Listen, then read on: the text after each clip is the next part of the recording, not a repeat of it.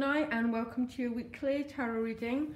This will take you from the 8th to the 15th of January. I'm sorry I've not been around. I completely lost my voice, Gemini, okay? Just give me a minute. You know, I have to say, everyone's got a confusing reading. I don't know if it's just after, because the holidays bring stuff up for everyone, okay? So there's always a period of change, movement, resolutions and moving forward. So I'm just going to try my hardest to give you as much clarity as I can, Gemini. Only the viewer knows what's going on in their lives and how these cards speak to you, okay? Your additional guidance card is giving me some clues because you've got the Soulmate card, okay? And I think for some Geminis, there might be a moving towards someone and a moving away from something else, okay? So that, you know, that's when two different life paths intertwine. That's how it's quite a confusing reading. It's probably a much more private reading, but I'm going to do my best, Gemini, okay? Soulmates is your card. Bottom of the deck is the King of Cups. So I really like this King of Cups here, Gemini, because I'm getting this is either going to be you or someone else, but there's an awful lot of emotional expression because the King of Cups reveals himself. Okay, he doesn't, you know, like the King of Swords would cut.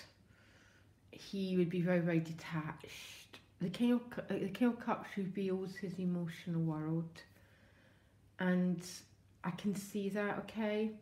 But you've also got the King of Swords. I'm sorry. There's two paths going on here. Typical Gemini, I know that's what you're here to resolve. Always having two different paths going on that you somehow have to bring to unification. Remember that the answer, Gemini, lies in your true heart's desire. And you have got the Nine of Cups. Anyhow, your crowning card is the Four of Swords. I don't blame you.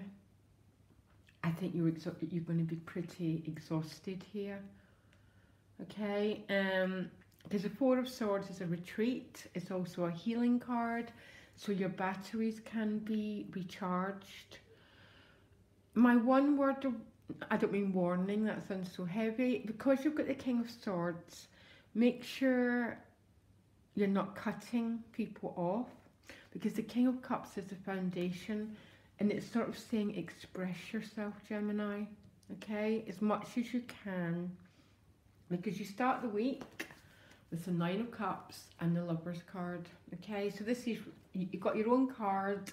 For some of you, you're at a fork in the road, there's a decision to be made around a relationship. Most Geminis know the Lover's card. It's part of the Fool's journey. It's your life lesson between always having to choose between your true heart and what you should, you know, that, oh, this is what I should do, but this is what my heart really wants to do.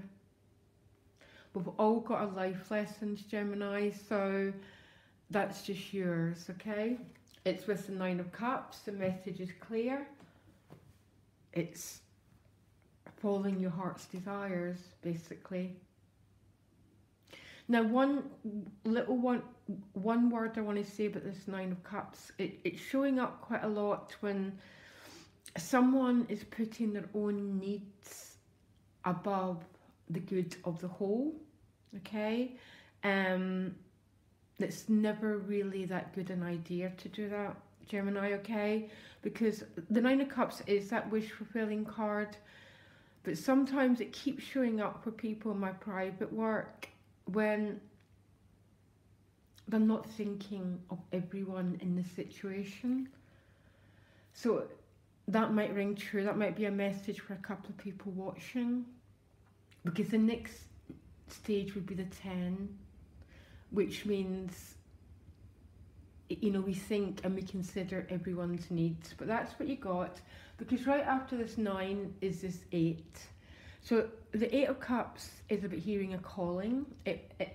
It might be about walking away from someone. So some Geminis actually they might be drawn into a new love, but having to leave an old one behind. Okay, definitely.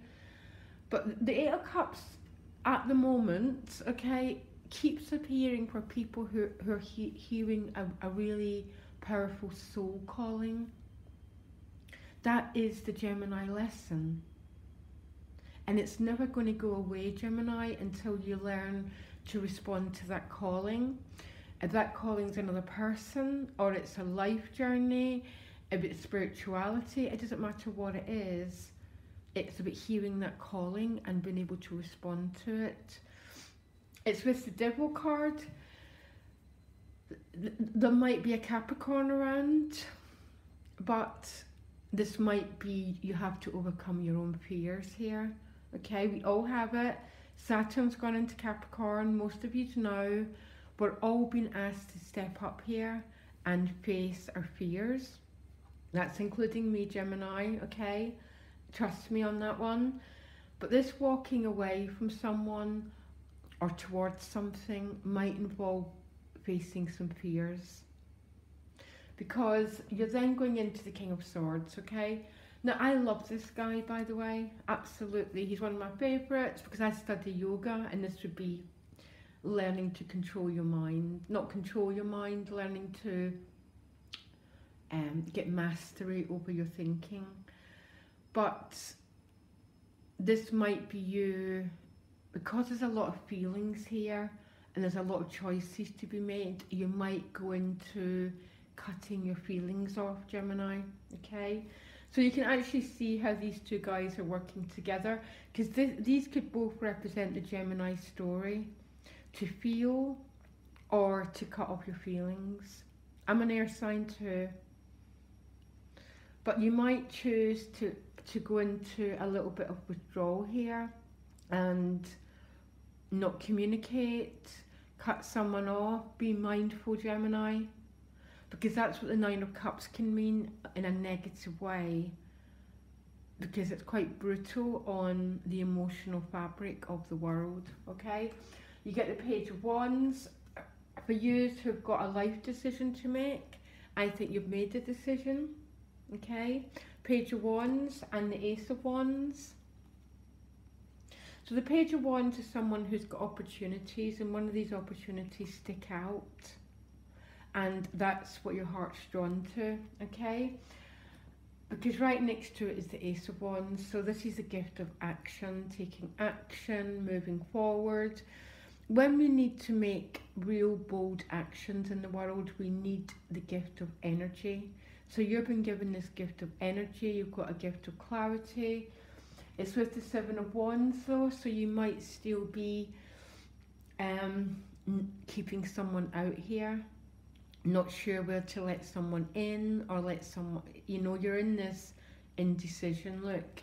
Because behind this door lies your heart, and you're still quite guarded here, Gemini, okay? Hugely confusing reading. I don't think, because I've got some Gemini clients and I can understand what's going on here, but there's two life paths here, and that's a typical Gemini story. You're either going to follow your heart right through to its conclusion, Gemini, or you're going to cut off your feelings and go into your twin, basically, and stay cut off, and cut off your heart and cut off your emotional nature. And I can't tell you what to do. I'd like to tell you what to do, but I'm not going to. Oh, Gemini, you're in a hugely complex situation. Okay, I wish you really well. The calling from your heart will never go away, by the way. You can put it away for a few weeks, then it'll just come back up again. Just to let you know, once you've got a calling, you cannot not follow it. Okay, Gemini, you can always let me know how this is playing out for you, and loads of love. Bye.